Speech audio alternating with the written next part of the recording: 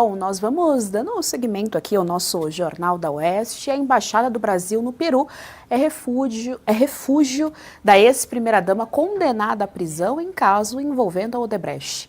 Eu não vou passar mais essa vergonha internacional perante o mundo sozinha e por isso eu vou chamar a nossa querida correspondente do Jornal da Oeste na América Latina, Maria Laura Cis, que vai trazer aqui as informações a respeito do pedido de Nadine Heredia, que foi concedido pelo presidente Lula. Boa tarde, Maria Laura Cis.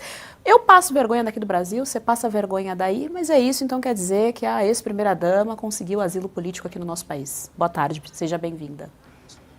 Boa tarde, Geisiane, boa tarde a toda a nossa audiência. Exatamente, lembrando que recentemente saiu a condenação do ex-presidente Ollanta Humala, como assim também de sua mulher, Nadine Heredia. Eles foram condenados a 15 anos de prisão por, é claro, nada mais e nada menos que lavagem de dinheiro, que envolve tanto recursos que foram enviados por parte do governo da Venezuela, como também da nossa querida Odebrecht, durante as campanhas presidenciais de 2006 e 2011 lá no Peru.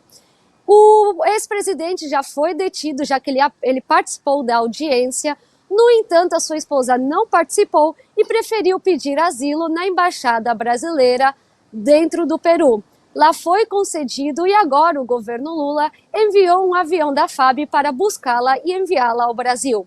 E isso a gente vê que não é a primeira vez que ocorre e que de fato é um modus operandi muito comum entre esse grupo da esquerda. Lembrando que recentemente Evo Morales, em novembro de 2019, realizou o mesmo pedido para Alberto Fernandes, que era o então presidente da Argentina, e que terminou concedendo também um asilo político a ele aqui no país, onde esteve cerca de um ano, e que logo com a vitória de Luiz Arce na Bolívia, no ano seguinte, ele terminou voltando para a Bolívia. Então vemos que é uma prática realizada constantemente por membros da esquerda que de fato estão envolvidos, em sua grande maioria, nessa questão da Odebrecht. E a gente espera aí que tenhamos em breve mais investigações realizadas em relação aos membros. Também não é a única pessoa do Peru que está envolvida nos casos da Odebrecht. Outros ex-presidentes também já receberam uma condenação em relação a esses recursos ilícitos recebidos por parte do governo da Venezuela e da empreiteira. Maria Laura Cis, só para a gente entender como é que a imprensa daí está vendo esse caso, né? A gente sabe que a imprensa aqui do Brasil, ela deixa sempre para lá, enfim, sempre tira por menos, são poucos os meios de comunicação que conseguem falar ali a respeito da verdade do fato, como a Revista Oeste. Mas como é que a imprensa está vendo esse caso? Porque assim, o caso da Odebrecht não é um pequeno caso de corrupção, é um escândalo da América Latina, essa que é a verdade, da política da América Latina. E aí eu queria entender com você como é que a imprensa está enxergando esse caso. Bom, e aí fica a pergunta, né? Porque lamentavelmente, pelo menos aqui na Argentina, a imprensa não fala do assunto, a gente não vê nenhuma mídia, nenhum meio de comunicação falando desse escândalo, como você bem disse, um escândalo para a América Latina, um escândalo mundial também.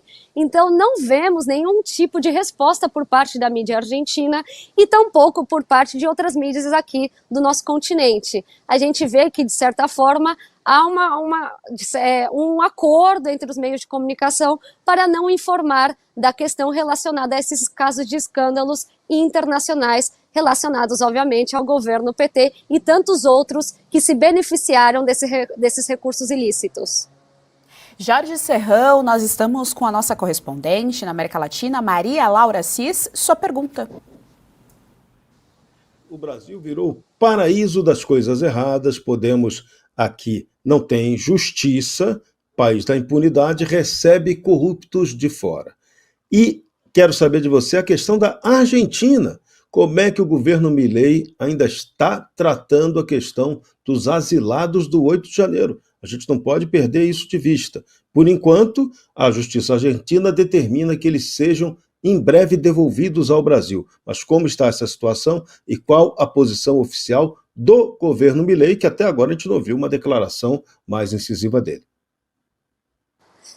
É como você disse, Jorge, até o momento não tivemos nenhuma declaração oficial por parte do governo da Argentina, bem diferente de como atua a esquerda aqui na América Latina. A direita prefere não opinar em relação a assuntos que envolvem o judiciário. O porta-voz da presidência do Milei já disse em diversas ocasiões que o governo não irá se intrometer já que isso se trata de um tema que quem deve levar adiante é a justiça argentina. Até mesmo teremos aí, possivelmente, o caso passando por uma terceira instância, que seria a nossa Suprema Corte Argentina, e veremos aí se em breve ou não eles irão responder de forma positiva ou negativa a questão da extradição dos patriotas brasileiros que hoje se encontram refugiados aqui no país. No entanto, até o momento, Milei preferiu não dizer nenhuma palavra em relação a esses refugiados. E é preocupante, tendo em conta, como vocês em diversas ocasiões também já falaram sobre o assunto, tendo em conta a situação dessas pessoas e de suas famílias que hoje moram aqui e que muitos deles viviam até de seu pai, de sua mãe, para poder ter os recursos necessários para poder sobreviver neste país e agora não contam nem sequer com esses recursos para poder se estabelecer aqui. Então a gente espera aí uma resposta rápida por parte da Justiça Argentina, mas também seria de grande ajuda se houvesse aí uma resposta por parte do Executivo, que de certa forma não tem uma grande influência também no CONARE, que é quem concede, né, os pedidos de asilo definitivo para todos os refugiados. E aí, a título de informação para nossa audiência, a Odebrecht mudou de nome, agora ela se chama Novonor, e entrando no site da Novonor é completamente irônico, para dizer o mínimo a respeito do que a gente encontra ali. A primeira coisa que a gente dá de cara é que a empresa tem uma visão de futuro, tem um comprometimento com a sustentabilidade e ainda complementa com ética, integridade e transparência. Marina Helena, nós estamos com a nossa correspondente, Maria Laura Assis. Sua pergunta a respeito aí desse caso absurdo. Vai lembrar ainda que muitas pessoas, né, que estavam envolvidas ali nesse caso de corrupção aqui no Brasil estão soltas e daqui a pouco voltam ao Congresso. Ou a presidência da República, né, Geisiane? Essa que é a nossa realidade. A Lava Jato alcançou 49 países, atingiu aqui na América Latina, fora do Brasil, 2 ex-presidentes do Peru, né, incluindo agora o Ollanta Humala, 2 em El Salvador, e você ainda teve mais um no Panamá.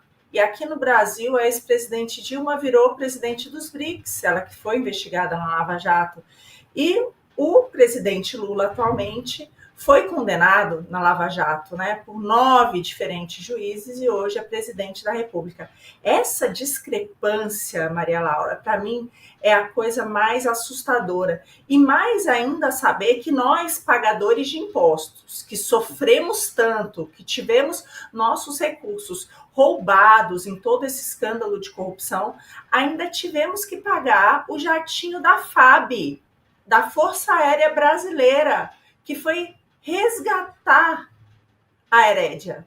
Foi resgatar, ela desceu, ela acabou de chegar aqui no Brasil, né, sã e salva, então ela pediu asilo.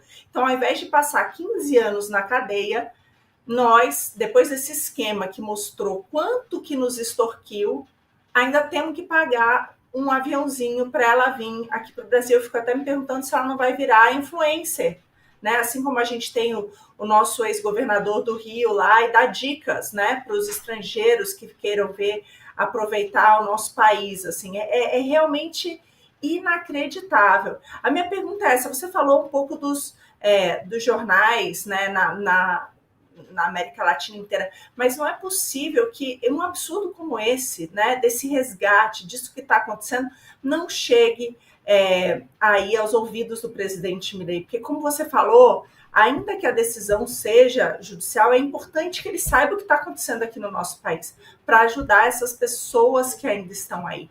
Então, você sabe dizer, né, todo esse resgate, essa coisa que está acontecendo da Lava Jato, ele está a par de tudo isso? Então, ele está a par, ele está consciente, de fato. Há pouco tempo atrás, o próprio filho do ex-presidente Bolsonaro, o Eduardo Bolsonaro, o deputado, esteve aqui na Argentina, no CIPEC da Argentina. Ele falou com o Milei, falou com os diversos ministros da situação que estamos vivendo no Brasil e até mesmo dos refugiados. Também no começo do ano passado eles participaram de uma audiência pública mostrando para o legislativo da Argentina o que está ocorrendo no Brasil, mas infelizmente esse tema não se torna prioridade, pelo menos aqui na Argentina, talvez em outro país da América Latina sim, mas aqui na Argentina ninguém fala do assunto. E aí fica, né, a nossa pergunta, por que ninguém está falando? Sendo que mais cedo ou mais tarde isso vai prejudicar tanto a Argentina como os demais países, né? Aquela coisa, hoje talvez não seja algo de grande importância para a Argentina, mas no dia de amanhã com certeza poderá prejudicá-la. Também falando sobre questões de asilados, refugiados, para a gente ver essa discrepância que existe, não podemos ir muito longe, é só olhar para a Venezuela, onde temos hoje vários refugiados na Embaixada da Argentina, que está sob a tutela do Brasil, que são pertencentes, né, ao partido da Marina Corina Machado e que até hoje não puderam sair de lá em segurança. Um deles terminou falecendo há pouco tempo atrás e nada foi feito. Eles não podem, não têm o direito de sair da Venezuela, estão detidos dentro da Embaixada da Argentina, que está sendo hoje protegida pelo Brasil. Então também essa pergunta, né, porque para um serve o direito ao refúgio, ao asilo, mas para outros não, a mesma coisa. Eu me pergunto aqui com os refugiados que vivem hoje na Argentina. E a gente espera, como eu já comentei recentemente com o Jorge Serrão, que exista uma resposta o mais rápido possível por parte do governo federal argentino, porque é importantíssimo na situação que estamos vivendo que isso seja algo de consciência coletiva e até mesmo que a população argentina fique atenta, porque mais cedo ou mais tarde isso também irá atingir o país.